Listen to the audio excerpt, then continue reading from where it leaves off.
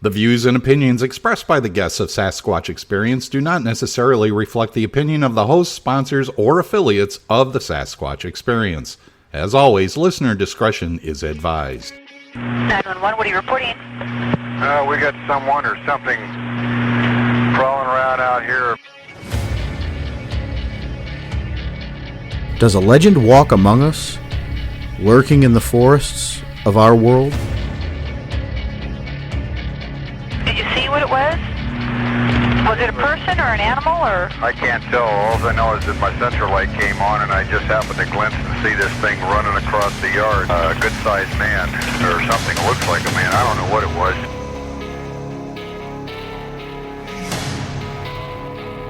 For over 15 years, we've talked with scientists, researchers, investigators, and witnesses, trying to gain insight and proof around the existence of this mysterious entity. Jesus Christ, you better... Sure. Dio! Hello? Get somebody out here. What's going on now, sir? That son of a bitch is about 6'9", I don't know. Do you see him now, sir? Yes, I'm looking right at him. Uh-oh. Okay, hang on. He's right... Is he in your yard, sir? Yeah, God, he's big. Okay, what's he doing in your yard? He's looking at me.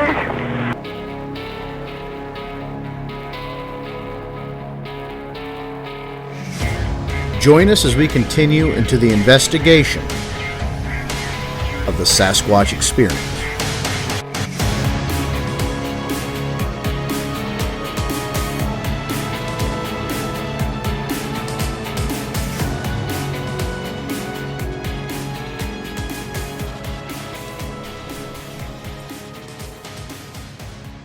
All right, everybody, welcome to the Sasquatch Experience. It's me, Sean the Fork Chop Forker, this week here with Henry May, James Baker, Vance Nesbitt, our special guest, Mike from Tactical Bigfoot Research, and another special guest on Vance's lap. Yes, that's Gypsy. Hi, Gyps. Hi, Gypsy. How are you? Guys, welcome to tonight's show. We're all glad to be here today, considering some of the rough weather that's going across the country. It's starting to dissipate in most areas, but we're just happy everybody's safe. Vance, especially you, had a little bit of a close call last night, buddy. It was kind of a close call, and within 2 miles of Studio 401 here, but it turned out to be an EF3 confirmed later this afternoon by the National Weather Service that went through the town of Naperville and Woodridge and Darien, Illinois, which is just within my reach here. So fortunately, there were no deaths, and I have to give kudos to technology for giving warnings out on cellular devices and the sirens going off, so everybody was able to at least seek shelter. So minimal injuries, and that's a good thing. So that's it for the weather. Well, that's what it's all about, that early warning, right? Trying to save lives out there. These brave folks that go out there, most of them with the intent to gather scientific data to, make the warning systems on these storms so much better. And I'm glad you were safe. And thank you. Everyone on the show here tonight is also safe. And we're ready to talk some Squatch with our guest tonight, Mr. Mike Ann from Tactical Bigfoot Research. Of course, I'm wearing my Bigfoot Crossroads t-shirt tonight, guys. Nice. Our good friend Matt Knapp from Oklahoma with his show Bigfoot Crossroads. He's got a fourth episode out, came out today. So go check that out, folks. Bigfoot Crossroads on just about anywhere you get your podcast. We got another podcast host here tonight, Mr. Mike. He's from Where's My Sage, kind of Paranormal Talk Radio. You'll see him featured on the Trail of Bigfoot, The Journey. And, of course, he's well established in the field, really getting out there and putting boots to the ground and getting after this mystery. So, Mike, thanks for coming on with us tonight. We really appreciate it. Thank you for letting me join you guys tonight. How are you all doing tonight? We're doing wonderful. It's our pleasure to have you. Mike, I'm going to – same thing I ask all our guests that some of our listeners may not be familiar with. How the heck did you get started in Bigfoot? I kind of came to it really is a weird setup. A couple of years back, I was talking to a gentleman from the DEC in New York, which is our environmental police, about the big cats. And he kind of poo-pooed that idea, but he said, well, he was down in Chautauqua County. He saw some stuff that looked related to Bigfoot. And I kind of tucked it in the back of my head. And a couple of years later, I was joking around with some guys at work and did a Google search for Bigfoot sightings in our area. And unfortunately, or fortunately for myself and the rest of my family, found a newspaper article from a sighting right down the street from me. I ended up going out with some surgery, started doing some research into things, and one of the first YouTube pages I came across was Ryan Readings, which is down from Western New York in Chautauqua County. So I'm like, okay, that little thing in a bell in the back of my head clicked that, hey, there's something going on in Chautauqua County. About that same time, I came across Seth's Breedlove's Small Town Monsters Beast of Whitehall, and ended up at a Bigfoot event in Chautauqua County. At that event, I ended up crossing paths with Ryan, a friend. He introduced me to Steve Culls, Our old friend. Yes, Yeah, and Steve. within a couple hours of meeting Steve sent me a Facebook request, found out my background in law enforcement, and asked me to join his team. A couple weeks later, I was up in Albany area for a conference, and he dragged me up to one of his research areas where he had his encounter. And from there, things just kind of started spiraling out of control. I started talking to more military and law enforcement folks that had sightings. And then I ended up down in Pennsylvania at Eric's big camping event. And from that, at that event, I ended up having my first, heard my first scream. And a couple weeks later, I ended up in a NESRA expedition. And those guys invited me to join NESRA. And went off trail, and while I was off trail, ended up coming across two sets of footprints, which are actually on the trail of Seth used some of my footage. And at the end of the set of trail, I found some hair. And next thing I know, I was hooked, brought it back, took it to a buddy of mine that's a biologist, shanghaied him into it. And because of what he does, I really can't say much. He's starting to come out of his own and saying that he's out there. We shanghaied a second biologist who actually had a Mapinguari sighting, a former military guy and police and combat medic. So as I come across these guys with experiences and stuff like that I kind of trust with their backgrounds, it just keeps pulling me in farther and farther down this adventure. Mike, what I find fascinating is, and even in my own instance with some of the research I do, a lot of the people we research with are former retired law enforcement. Right. And if there's, and to me, why I still think it's crazy that so many people still look their nose down on this mystery is that if these guys are willing to take the leap and jump in and think that there's something to this and be objective and go out and actually collect the evidence and the research, why is it so hard for science to still kind of, consider this such fringe research? Well, we don't have a body, that's the crazy thing, it's the stuff we see. I mean, you guys have been doing this a lot longer than I have. But every time I say I'm going to walk away, something pops up in my face that just, I was in the DAX with Culls and leaning over the top of a car while he's messing with a camera. I took a face full of rocks. I'm like, okay, I've got state-of-the-art thermal camera. I got night vision. We heard knocks. We heard stuff moving around in the bush, but I couldn't find anything. And that's where Steve had his sighting, and a couple of other guys have had their sightings. Within a couple of miles from, probably 15 miles of where I got the hair sample. But it's an interesting area. I mean, and like I said, every time I come across something or we throw an idea out there, or I meet somebody new that's been in the field for a while and their research, when they show you, you're like, I can't explain this. Some of the trail cam footage that's out there that it's just not shown publicly. So it keeps me rocking and rolling. And, from there, I delved into the paranormal with Steve and his team, and then joined up with Christy London, who's, she's popped into your chat there on Facebook. And Christy and I started doing the podcast, and we started interviewing, a lot of, folks that have been doing it a long time, and it's real interesting. We've done a lot of law enforcement and first responder shows and some of the crazy stuff that they've seen. Mm-hmm. Hey, I've got a question for you, Mike. Shoot. So when you first found out that there may be activity within close proximity, how did that affect you? I mean, were you stunned? Were you, I don't know, in your own words, how was it that you were like, wow? I sent out the text message to the guys and said, hey, here's a sighting. Larry's got family in the area, joking about the guy I was with. And I got multiple email and text messages back from our little team that I sent the message out to. And what I got back was that there were 2 law enforcement officials looking in the area. So I was like, wow, okay, if this is happening, it's, an experience I really need to look into. Did I believe it? Was I a believer? No. And like I said, then I stumbled onto the small town monster stuff and some of the other, sites are out there, and then sitting and talking to Steve and some of the other team members that he had. It was kind of an interesting go around.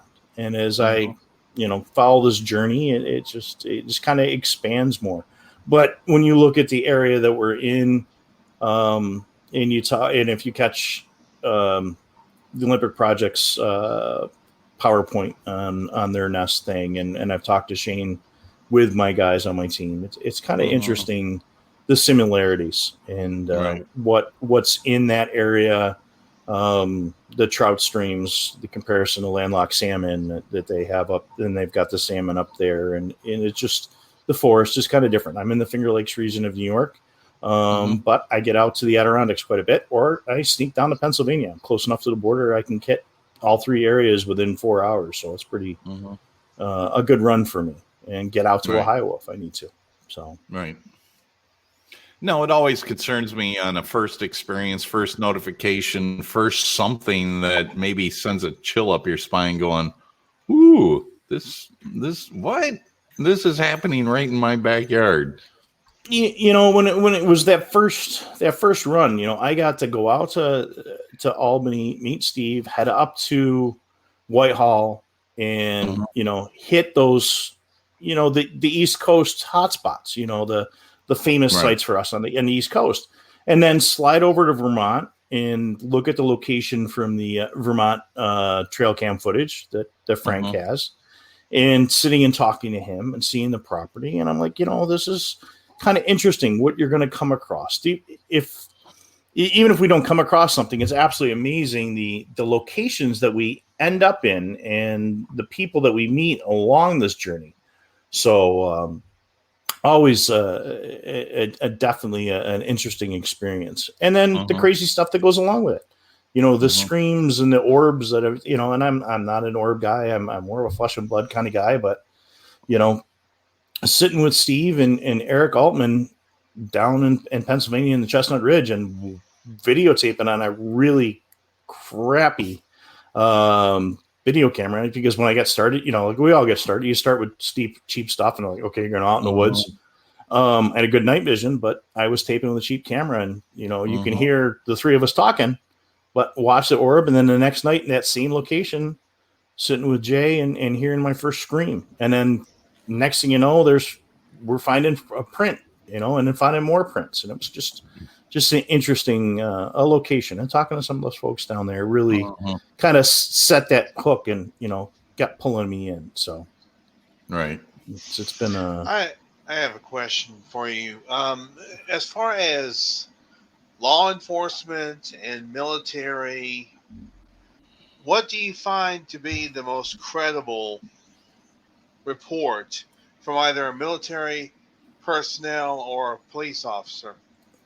You talk to Brian and listen to the Whitehall events and watching him in person and seeing his reaction.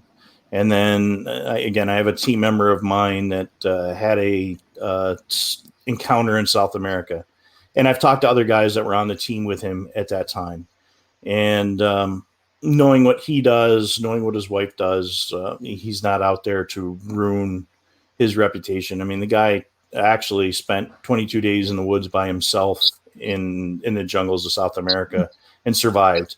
And then I talked to another, former special forces guy that was out on the West Coast. It was camping with some guys on a break, and he walked down, and this guy's a good 6'5", and something stood up on the other side of the Klamath River from him when he was going to get stuff, for a camping site.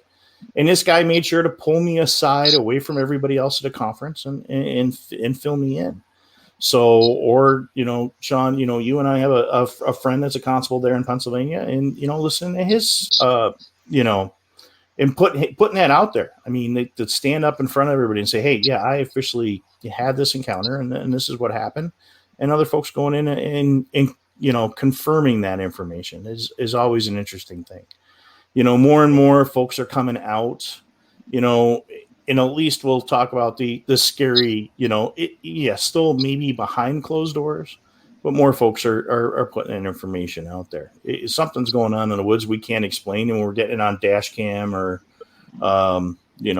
body cam or something like that. And you just walk back and you go, I don't understand what that is. I was in a location 2 weeks ago, and I got something on dash cam with 3 other people in the car that were paranormal folks.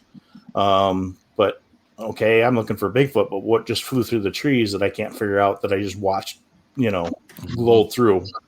So, it's just those little things that we just keep picking up, and it's just talking to those folks that have had something happen. You just can't explain.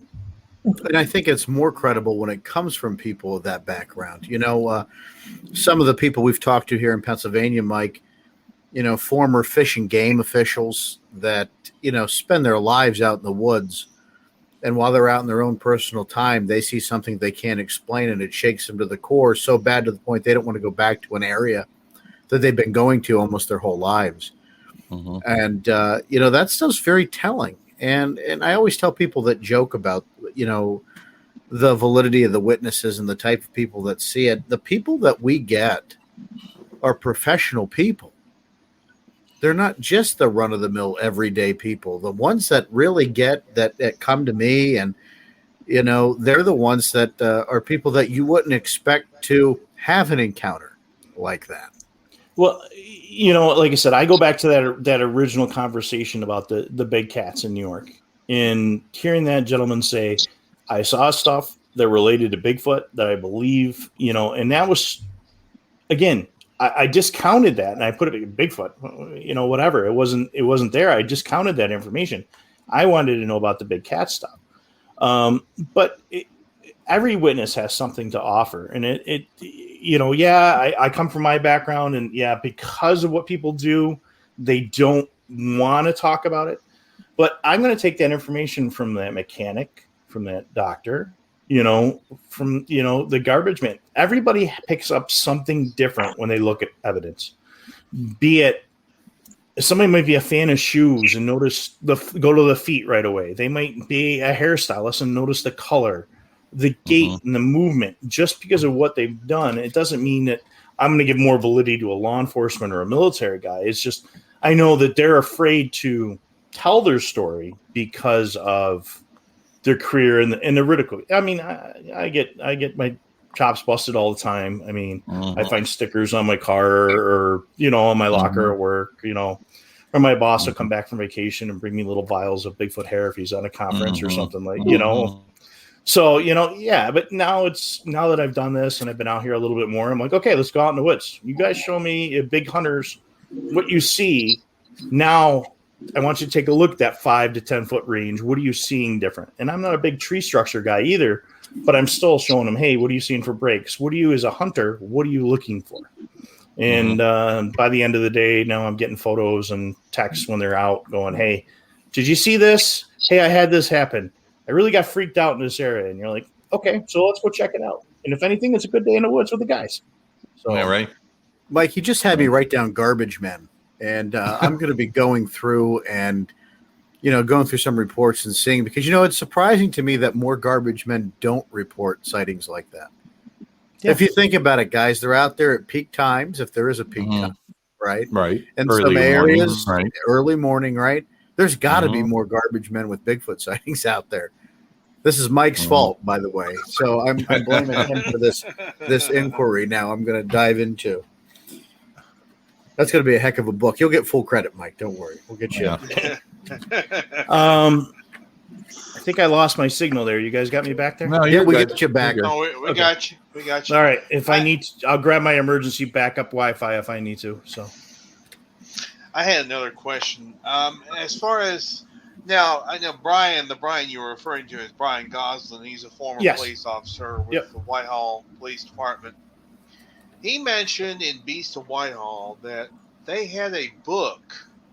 The Whitehall Police Department had a book which they put all these sightings in, especially from law enforcement. And then one day that book just came up missing. well, that would actually, listening to him, that was their log, which they had the UFO reports. I mean, that was that's their daily log. Everybody keeps those. And it's kind of interesting that came up missing, the reports from some of the other agencies. But I was interviewed by another podcast just recently, which was a law enforcement one, and the guys were talking about some of the UFO sightings in the 70s, and in 76 he happened to see one when he was in the car with his mother in that Hudson, just south of that area. So again, those guys will still get that information, but it's finding that stuff, what the locations, who will put that stuff in writing. I mean, again, you're worried about your whole career when you start.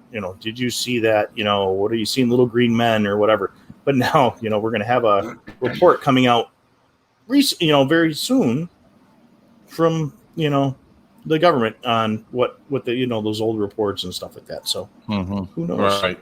So. No, and I appreciate something that you said earlier, going back to what you said earlier, that Sean and I have had conversations about flesh and blood. So you're starting at flesh and blood. This is where you're working from, is researching as flesh and blood. Yeah, I mean, and that's where I'm starting from, because I went to college. I took classes. I majored in criminal justice. I minored in archaeology and anthropology.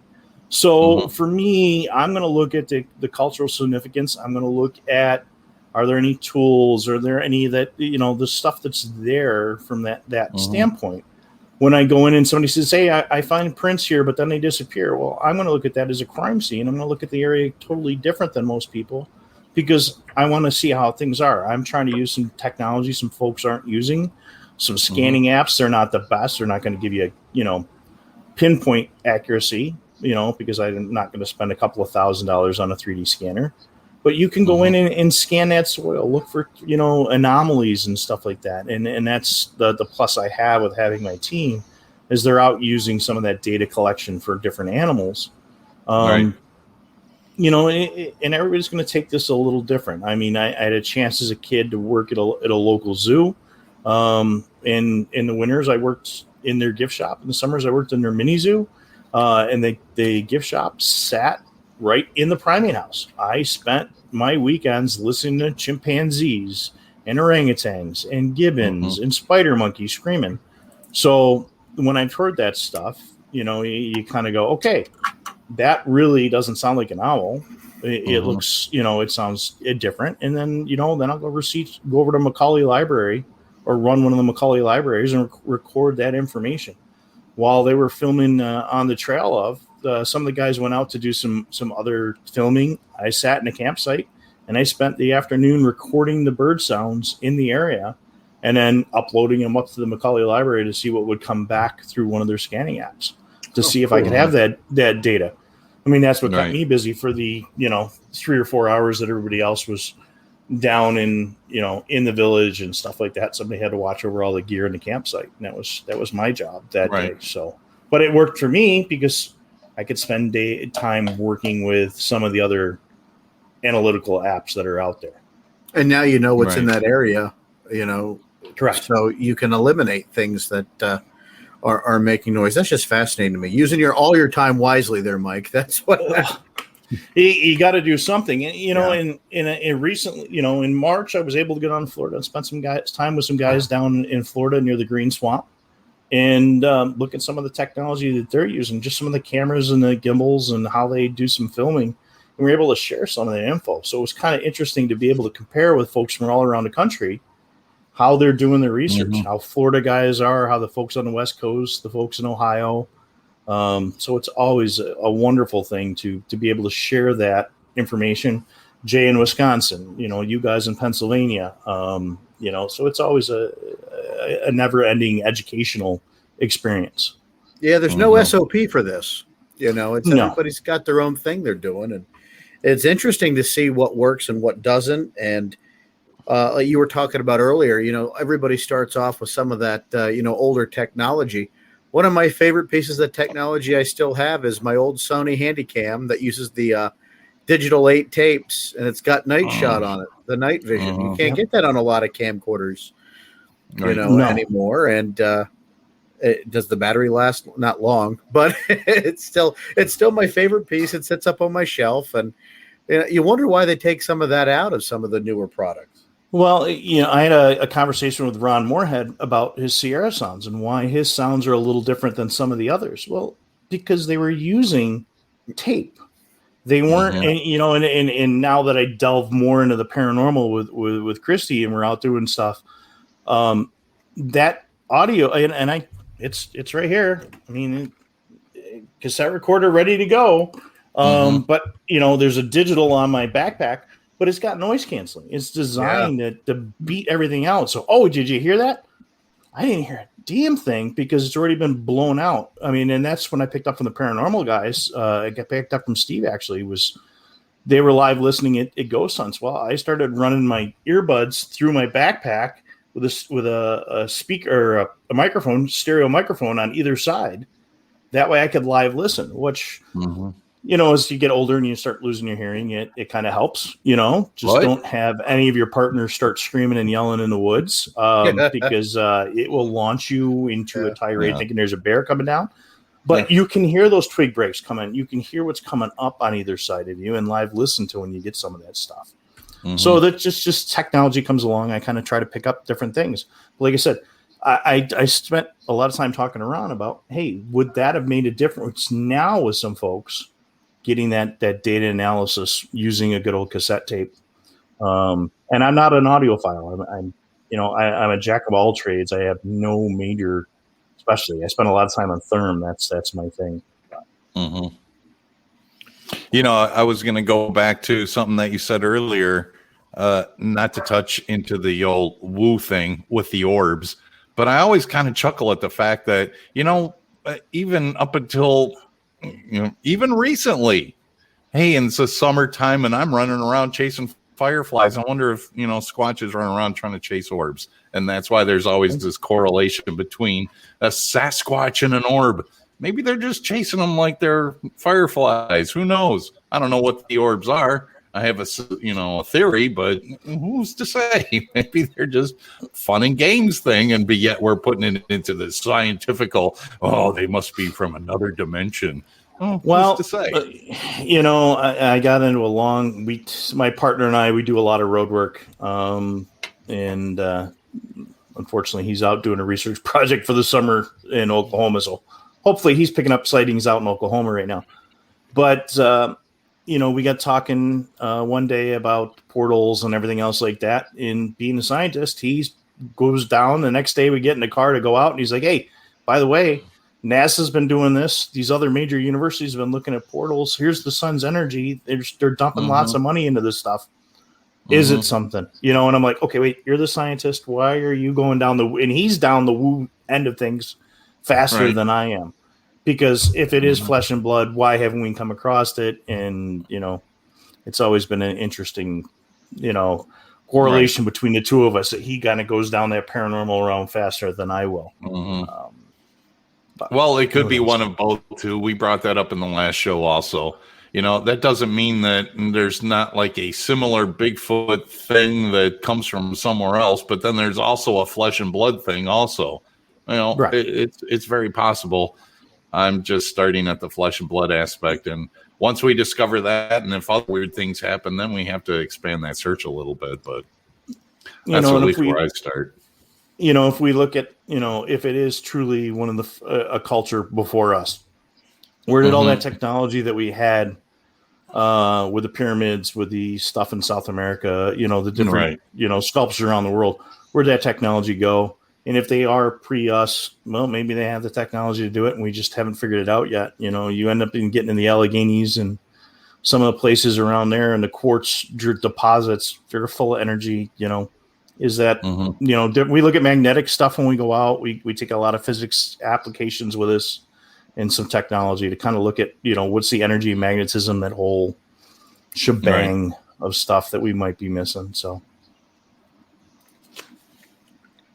All right, we're going to take a break here, guys. Go lube up the pipes, get yourselves hydrated, go to the restroom if you got to. We'll be back in just a few moments, folks. Sasquatch Experience with our guest tonight, Mike and Tactical Bigfoot.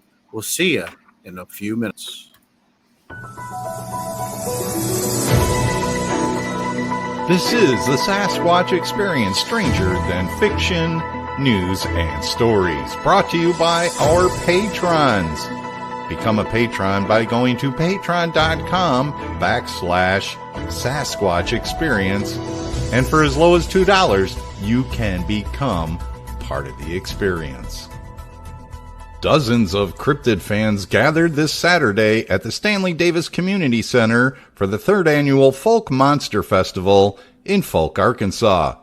The town was waiting for them with establishments like Monster Mart that cater to folk monster, Bigfoot, and cryptid fans, as well as the generally curious. Monster Mart also featured dioramas depicting various scenes with Bigfoot, as rendered by Ohio artist and Bigfoot enthusiast Billy McDonald, who goes to shows like these and displays his art, as well as staging reenactments of Bigfoot encounters.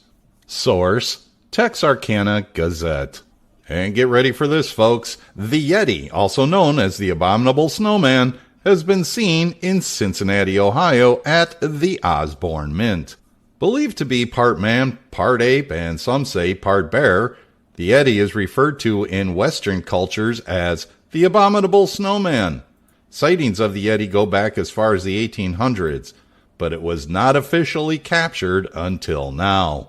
The thick, gangly, grayish-white hair covering its enormous body, the devilishly long nails at the end of all 4 limbs, and a pair of arching ram-like horns atop its massive head inspire fear in people around the world. These same monstrous characters are depicted on the new silver collectible Rounded Mint by the Osborne Mint. Capturing the Yeti in your hands allows you to feel the weight of the beast with 1 full ounce of .999 pure silver.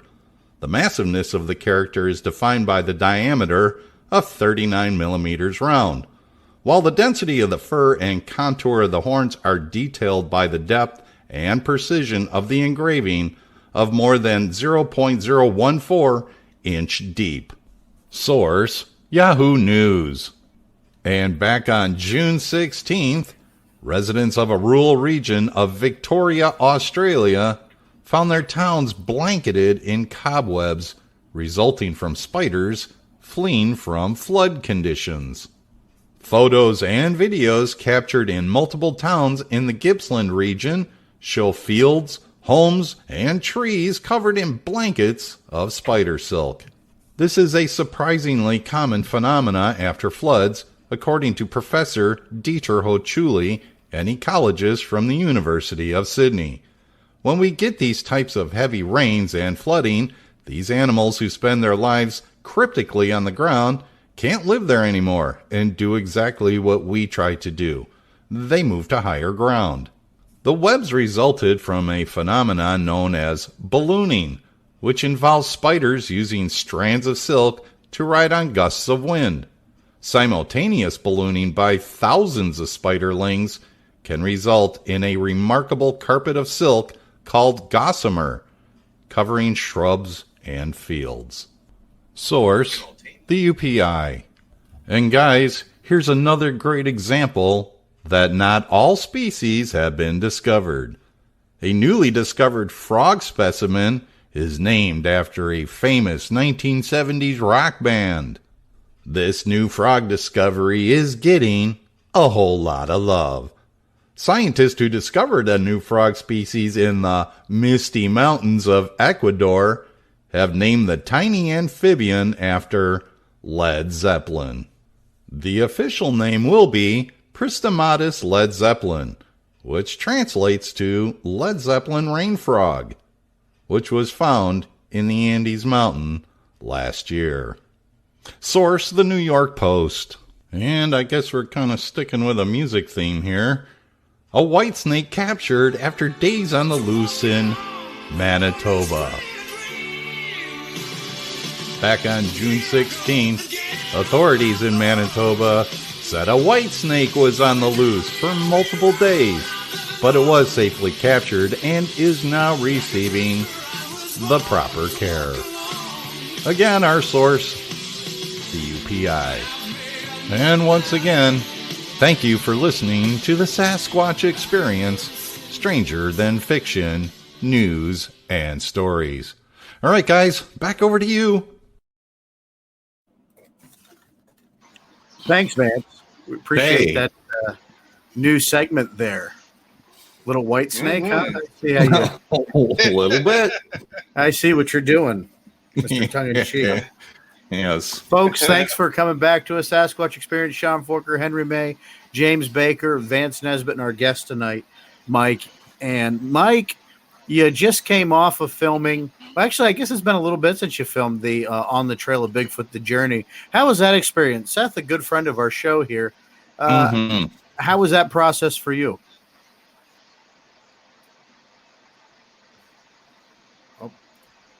You might be muted. I am known to mute myself and forget about it for forever and ever. It's my thing. We're just under a year from filming that. It's actually coming up this weekend, so it's been a year. It was great to get out with those guys, get back in the Adirondacks, especially with COVID. You'll hear stories of somebody walking around with kidney stones and hernias. That was me. So filming that was totally a craziness. Getting back up on Buck Mountain was a good time. That's where I had my rock incident. That's where Steve had his sighting. The last time I was up there, I was up with the guys from Nessera, and one of my research partners, Tommy, was the last time I was out with him. So it was important to be up there. He passed just shortly after that. But not during the shooting, but a previous experience. So being up in that area was really cool. The hike up to Hadley, absolutely an amazing setup. Those guys from Small Town Monsters, they got in there. They asked a lot of questions. Alex and I spent a lot of time on thermal camera. He was running FLIR, I run an ATN. Showing the comparisons with the different stuff between even like the small TKs and some of the big heavier, the night vision, and just getting those guys out to really get them in there. Unfortunately, we didn't get anything. It was really, really quiet the nights we were up there. But spending time with them was absolutely a great time. Working with the film crew, watching them work the cameras. Andy Maskey, I mean, he wasn't even, he was 17 at the time, and he did a lot of filming for the thing. And his eye, that kid's going to be amazing when he gets a little older and a little more time on a camera. And again, Seth is wonderful, and Mark, and it was great. I mean, when we take a look at the whole film, it was definitely what we all needed to get out, get away from being locked up, and being able to tell the story of that area, and Steve and John, really get into their sightings and their locations between Mass and the Adirondacks. Definitely a wonderful experience. So I think as a whole story, Mike, it's a lot different than the other editions of On the Trail. I think there's a little bit more emotion to it. Oh, definitely. Especially when you get into the Whitehall portions of it. And folks, it's out there available now for you to purchase. Smalltownmonsters.com. You can go to iTunes or anywhere else. You can download video. Here we go. Yes. Yeah. Too much Looks reflection like off that. that light. Yep. No, it's good. Looks like That's that. good. You can go and pick up your copy, but it's worth it. It was so enjoyable. Well done. Emily, thanks. Emily did a great job with the science, the scientific stuff. But it is, when I really push people when they say, do you want to get out there? Well, it's the camaraderie of getting out in the field, and you may come across something, you may not, and that's the big thing. It really is. It is a journey of life, and that's I joke with a lot of guys. I was talking to Doug Hychek the other night about him getting involved with this stuff and how maybe his journey with this is helping to save a whole bunch of forests and stuff like that, or getting us all out in the woods. So are we really? Is that whole theory or the old traditions that are passed down of the forest giant of protecting the forest? So all of us that are getting out there. Are we protecting that nature? Are we watching that stuff? Are we becoming stewards of the forest? So I think Seth really kind of portrayed that. And the beauty of the Adirondack State Forest is just, it's just amazing, especially the high peaks is amazing. Absolutely. I spent time there as a kid, as a Boy Scout up in that area, and to go back, I've been mostly in the Lake George, but we've been delving into the eastern side of the Dax as well, more towards the Thousand Islands, and kind of sliding our way over. So it's really a great idea. So Would Mike, you ever I have consider? a question. Go ahead, Henry. Go ahead. Would you ever consider being in another documentary if you were asked? Just out of curiosity. If it would really portray the information and technology that's out there, again. It's special to me being in one of Seth's movies is, Beast of White Halls really what kind of pulled me into the adventure. I recently, well, not recently, in March, but the film was really recently released, was a small little thing. A bunch of guys got together from Florida, and I got asked to kind of join them on a day outing. And it was just a sharing of ideas and technology. So if we can get out there and share that technology and that info, the hunt, and the what am I looking for? The preservation of the forest is, I'm not a huge tree hugger, but you know what? Nature's big to me. I hate golf courses because I think they just tear down too many, trees. Again, it's an argument I always have, and in my opinion, and thank God you put the disclaimer up. But I'm not a golfer, but I would rather be sitting on a lake fishing or hiking in the woods, because it really we're sitting on the beach. Well, I think all of us here are probably raising our hand, agreeing with that particular comment. I prefer Mike, being I in the got woods. I do too. Yeah. So, Mike, I've got one question for you. Since day one, what is one concrete thing that you have learned about this community or about at least this creature that is most prominent to you? Well, two things I've seen. One, the journey is always going to cost you more money. Yes, right. Yeah. Okay, when you want to walk away, you're going to get smacked in the face with something else that's going to keep you hooked in. You're always, you'll get to the point of, why am I chasing something that I've never seen? Or, in my case, I know folks have seen and been there, but in my case, as I get ready to walk away, something else hits me in the face. Literally, the last big time was the rocks in the face. Mm-hmm. Or the deer skeletons I found where the hair pulled off in one location, and the skeleton where you can tell it hasn't been dragged, but it just doesn't make any sense. Those little things that keep the search amazing. I've met some really good friends. I've also seen some people not play nice in the sandbox. We all there are no experts. That's the biggest thing I've learned. No, thank you for saying that. Till I mean, I have a lot of friends that have been doing this a long time, and I've met a lot of great people who have been doing it a long time, and they've been treated me wonderfully. But then there's some folks that are new that think they know everything, and until we officially find a body, there are no experts. But we all need to get along, and we need to share information, and we need to enjoy the time in the woods. That's the big thing. And that's the big thing I've seen, be it in the paranormal community or whatever.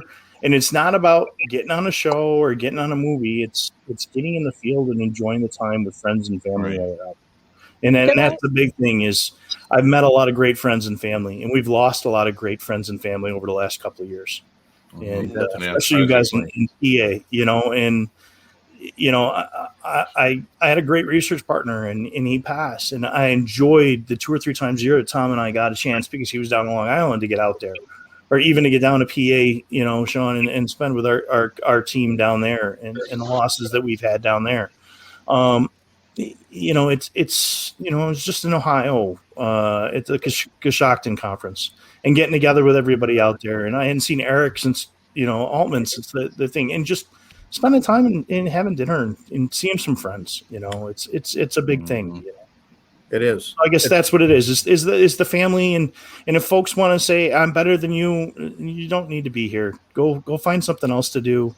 Go find a fidget spinner. But the folks that want to get out, grab somebody, get in the woods, enjoy the time, enjoy nature, because who knows what you're going to find.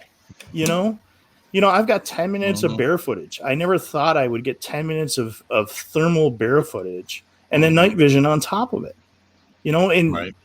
It's an area I've hiked I don't know how many times with the guys from work. But that's just there was a good bear out there, though, right? Yeah, I mean, it's got to be exciting, even if it's just a known animal and you're capturing it. It's still exciting. Oh yeah, I mean, I've got bear chasing the porcupines, or running. The first time I had my thermal camera, running through the woods, Steve had gotten a brand new video camera with mics and everything, and I'm running through the woods, not using my night vision. It was in one hand. I'm using the thermal camera. And, you get a different image when you're not used to using that. And I tripped over some rocks. Well, he has the recording of me falling on thermal camera, on 4K camera, on GoPro, my audio recorder, and you just, it's that kind of thing. Or the stories of me climbing to the top of a mountain and coming down and passing a stone the next morning, you guys will hear, when we talk about the food, when we get a bunch of the guys together from Small Town Monsters, and those guys are always talking about food, going to the restaurant, sitting down in a burger joint, and I'm like, oh, I got to eat healthy. I'm going to eat chicken. I'm going to eat a chicken salad. And I get raw chicken.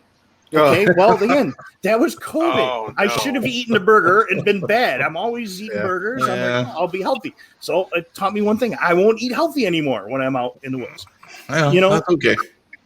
So... No, that's a lot of fun. And those are the memories that will always last forever, right? I'm going to make one point and say most of my follies were never on camera. So we're good with that. I clotheslined myself with a tree limb one time. That was James. If you're going to talk, you got to get closer to the camera because we can't hear you. You sound like you're underwater, man. What were you saying? That's a lot of stuff we've done. There's no video evidence. Yeah, thank God there's no video evidence. We'd be indicted. That's for sure. Lots of fun, though. But, there's so much truth to what you said, Mike. It is so much more about the people you meet. And, I think on both hands I can count the amount of experiences I've had in over 25 years of not visual, just things that have happened, right? But that's an awful lot of hours in the woods where nothing's happened, too. Right. Well, nothing important that you'd want to share on a podcast, but a lot of fun things that have happened, right? Mm-hmm. And it keeps it going. Just like you, I've asked myself many times, why the hell do you still do this? It's not like anybody's going to give you a plaque for appreciation or why do you do it? Because at the end of the day, to me, it beats bowling. Yeah. Right. It's fun. And when it stops being fun, I think that's the bigger problem, when this is no longer enjoyable. But, like you said, we've lost a lot of friends in this search, miss them to death, and there's still so much more to do. and there's more friends to make. So it's time to keep on keeping on. Right. And there's a new generation coming up too that, we need to encourage to continue the tromping in the woods and the boots on the ground. So, the jury's still out on that there, Sean. So, the jury's still out on that. That's all I'm saying. Well, and that's where I see myself is the the go between that two generations. I got lucky enough to meet the old timers, not the that Four Horsemen group, but that next generation. And then I got asked to be part of this new Clubhouse app that's out there where all the new kids are coming in. And I keep telling the new kids, you got to reach out to your generation, gentlemen, and get that data. You guys have already collected a lot of that data, and they've been really good about merging that information. And I think to share it is a big thing. I really probably should do more than what I do on my personal YouTubes to get more of that data out. But by, you guys inviting me on, I know that word's getting out. Some of the other folks that I've gone and sat with, because I learn every one of these things, you mentioned the garbage man, I'm thinking, well, what about all those newspaper delivery guys? Right. At first thing in the morning, they're out there. That's a whole nother group. My partner always delivery. Yeah. You name it. Yeah, they're out there. My partner's always talking about getting out and talking to the Amish, and I'm like, okay, well, you got to figure out how you're going to get into that. Yeah, that's a hard group to crack, right there. Yeah, and and that's just it. Is where you're going to get out and that data collection. But the resources that you guys have, like Stan Gordon, it's been doing it forever. And again, there's somebody that went back and was working with law enforcement before the rest of us. That's. Right. And they were giving them radios and stuff. I mean, that was a real data-based, analysis group. It's just a wonderful the golden era. Yeah. And that's how I see Stan, is the golden era.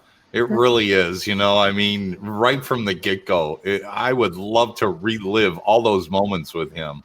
Unfortunately, I can't, but man, that would be so fantastic. We lost somebody, huh? Yeah, Bake dropped off. He'll jump back on if he's... Oh, there he is. He's so inclined. Well, I saw his head roll back. I'm like, I hope he didn't have like a a mini stroke. Speaking of losing friends, I was hoping. Okay. So the way today has been, that's why I wasn't drinking. Yeah. Your audio's no better, pal. Your audio. I'm sorry. Yeah. I'm just a big giant head. You are something. You're a big giant something. That's for sure. Yeah. We keep them here for the entertainment. Mike, what are you up to next? What's going on? You're not. You're doing you do a radio show every other week, right? Yep. So every other week. We're on Tuesday. It's a same setup. We're StreamYard now. StreamYard now to Facebook and YouTube. We're on Tuesday nights at 8. And then, like I said, we get out and do some other crazy things. We just got back from doing the USS Salem. We did the Casey's Cottage, which was a really freaky haunted cottage in Mexico, New York. But while we were out there, we ended up doing some Bigfoot. We actually, if we get a chance and we see some of our viewers in the area might jump on and say something, we started grabbing and pulling on. So probably in the next 2 weeks, I will be back in the woods again in the Finger Lakes. We're definitely going to be going out to Gettysburg for their big bash there for the show. We're heading out to Michigan Paracon, and then we'll be in Whitehall for their event. I'm just trying to figure out where I can get to and who's available to get out. I need to get back down into PA. I need to get back to the Ridge. We got to do that. I'll join you down there. It's been a while. I was at the Ridge in April, and it was not a lot happened, but it's the Ridge. You get out there. And listeners, we don't build it up to make it anything more than it is. It just feels special. It really does. Well, when you look at the historical stuff that's there as well, the battles and all the other stuff, it's just one of those areas you got to get to. It's a beautiful area. And I'm blessed where today I got up, I went for a drive this morning through the Finger Lakes, which is an absolute amazing area with a bunch of mountains and hills, and there's sightings in the area, but it's a good time just to get out. Right. But we've got some stuff coming up, some investigations. I don't have my calendar in front of me, and that's why I leave my co-host to tell me, "Hey, by the way, you're not working this weekend. We're supposed to be somewhere." Oh, Right. okay. Tell my family that so I remember. It's a good show too. I do enjoy it, guys. I've watched Well, I appreciate I've it. watched a bunch of your episodes there, and I do enjoy it. And I want folks to. That's part of what we do here is help promote good research and good programs. So people, it's all about diversity and sharing the market share, right? Like Right. if people like one show, chances are they're going to like another. There's plenty of room to go around, folks. If you want to promote your show, just shoot us a text or an email. We'll get you out there. Right. And we're a taste of the universe. We grab everything. We grab everything from energy healing. Christy does, she's a medium, so she does readings. We'll hit a Bigfoot night, or we'll grab somebody else from the cryptid community. We've had multiple friends from Naked and Afraid on. We've had chefs from Food Network on talking about their paranormal experiences, which, reaching out to Jet the one day and Coley going down the paranormal side of things. That was not where I thought we were going, Speaking of paranormal, something just climbed in the Land Rover behind you and is starting it up there, buddy. So okay. That's probably close. There it is. Literally, well, the interesting thing about where that Land Rover was found, we found a stick that had been javelined through the air, and a half a mile from there, we found a good sized print. Yeah, Stacy Horton found one. That was down in Chautauqua County after one of the Chautauqua festivals that Peter Weimer puts on. So it was an interesting area, whistles and everything that day. It was an interesting day. See, it only takes one day and you get a plethora of stuff happening, and then it's like, okay, I can't leave. I'm stuck in this whole thing for forever. Yeah, right? That's how it works. Yeah, you never leave. You're never done forever. No, not at all. Wow, this is great. I appreciate it. So, Mike, if people are interested, where can they find out a little bit more about you and what it is that you do and the show that you conduct? I am on Facebook and Instagram under Tactical Bigfoot Research. You can find us also at Where's My Sage on Facebook, Instagram, and YouTube. And I actually have a YouTube channel as well for Tactical Bigfoot Research. So we're out there. You can find us on your favorite podcast, locations under Where's My Sage. So I kind of bounce both our shows from over on both channels. But if I'm out there with somebody else and it's Bigfoot related, it goes up on Tactical Bigfoot Research on YouTube and Facebook. Nice. So there you go. Any final thoughts for everybody, Mike? Man, just be happy, get in the woods, and enjoy your time out there. And thank you, gentlemen, for letting me join you this evening. Oh, sure. Our pleasure. An hour goes by quick. My pleasure, right? Yes. This has been great. Absolutely. An hour goes by quick, guys. You can't believe it. Another show. Next week, we got Shane Corson on the program with us. Oh, sweet. From the Olympic Project. It's going to be a good show.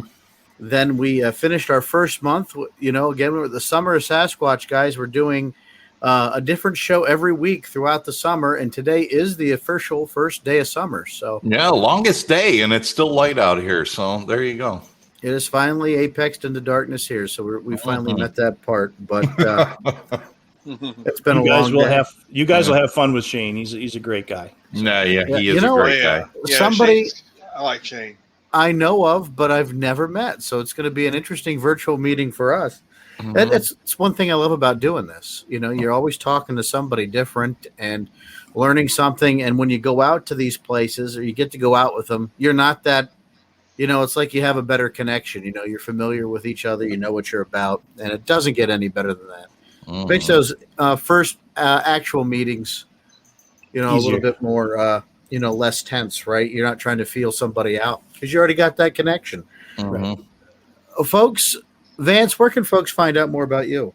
Oh, I'm always hanging out somewhere on Facebook, Vance A. Nesbitt, and or on Instagram, Vance_Nesbitt STFN, which is Stranger Than Fiction News, which you had a little bit of a little clip of during this show. So, we're always doing the Stranger Than Fiction News. So that's where people can find me. Henry? I'm on Facebook under my name, Henry B. May the Fourth. He is, folks. You can find him everywhere. Folks, again, I'm Sean the Four Chop Forker. You can find me everywhere on social media under my name, Sean Forker. I'm easy to find. You can find our social media, Sasquatch Experience on Facebook and Instagram, Squatch EXP on Twitter. Email us, squatchexperience@gmail.com. And, of course, we want to thank our executive producers, Tom Mihok, Brian Corbin, and Chomo Charlie, one of our later contributors to the Patreon, folks, upon which you can also support the show for as little as $2 a month. And don't forget to go to our website and click on the Dr. Squatch link here. Dr. Squatch, one of our newest affiliates here in the program. Click the link, click the link, and go and get yourself some good Squatchy goodness, some good soap, good quality product. I've got that. What did I say? Medium grit there, Vance. Yes, good for doing cabinets and armpits. So yeah. Cabinets and armpits. The special spots where you need it the most. Thanks for listening, everybody. We'll see you next week. Henry, Y'all be good or be good at it. Keep on squatching.